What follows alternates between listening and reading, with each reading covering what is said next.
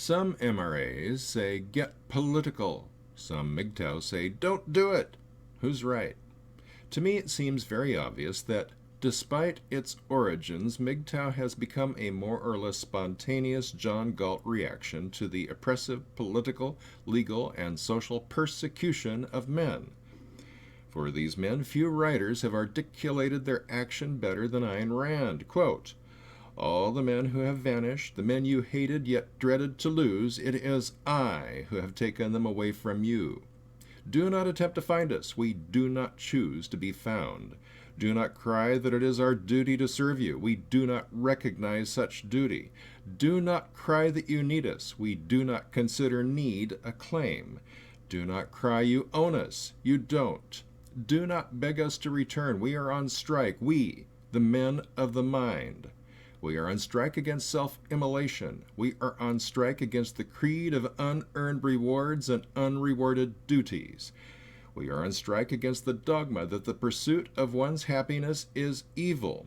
We are on strike against the doctrine that life is guilt. There is a difference between our strike and all those you've practiced for centuries. Our strike consists not of making demands, but of granting them.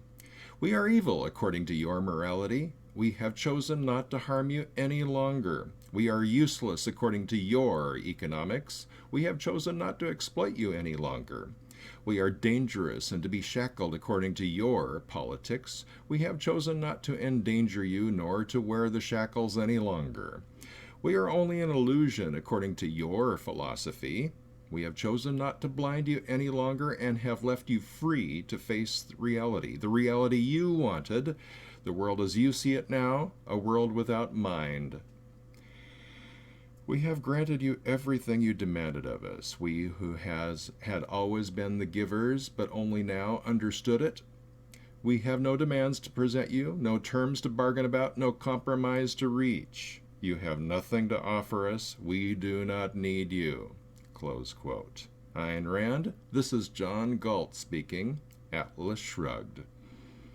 These stirring words could lead us to turn our backs on politics. Let the looters do what they will until society collapses and then pick up the pieces.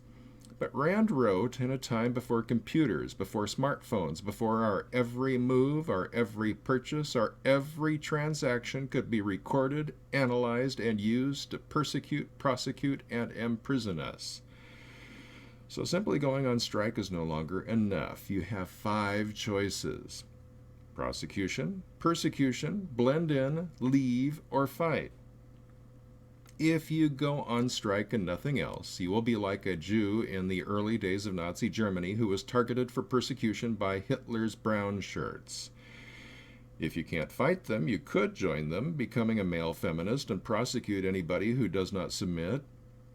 If you would not stoop to that, then you could put your head down, do your best to blend in, and hope to avoid attention. Or you could attempt to flee, become a refugee, but with greater planning and more dignity than the hordes currently mobbing Europe.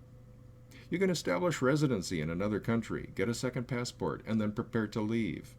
Or you could stand and fight. None of us, obviously, want to be persecuted. Unless, of course, you have a martyr complex. If that's the case, then who am I to stand between you and your misery? Go! Enjoy yourself. But I'm more like the young groom and his new wife. Just married, they were flying to an exotic location for their honeymoon. The young bride was flushed with joy as she asked her new husband how much he loved her. Would you give all your worldly possessions to save me? She asked. Of course, he replied. Would you travel to the ends of the earth to rescue me? She asked. Absolutely, he said. Would you give your life for me? She asked breathlessly. No. Mine is an undying love. Being like this young man, I would prefer to avoid persecution if I can. What about prosecution? Having taken the red pill, could you now turn around and pretend to be a male feminist to save your own skin? Or, failing that, could you put your head down, feign ignorance, blend in with everybody else, and consent to the totalitarian thugs? If you be silent, then that is precisely what you would be doing, giving your consent. The maxim is Quitaque consentire. The maxim of the law is silence gives consent.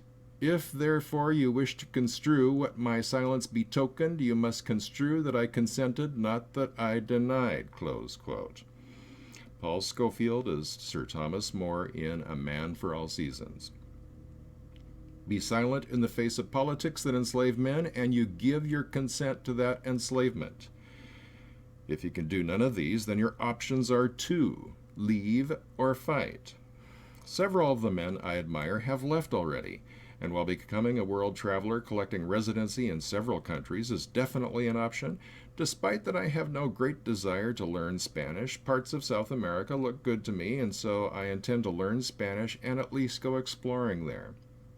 But my home is in the United States, where my roots run deep, lost to time immemorial, as I am a member of the Cowlitz Indian tribe. And so for me, the following makes much more sense. Quote, "You have been stripped of all your rights, and your future has been stolen by socialists who wanted to live well by robbing you of your freedom and capacity to determine your own future. For this, you must become politically active.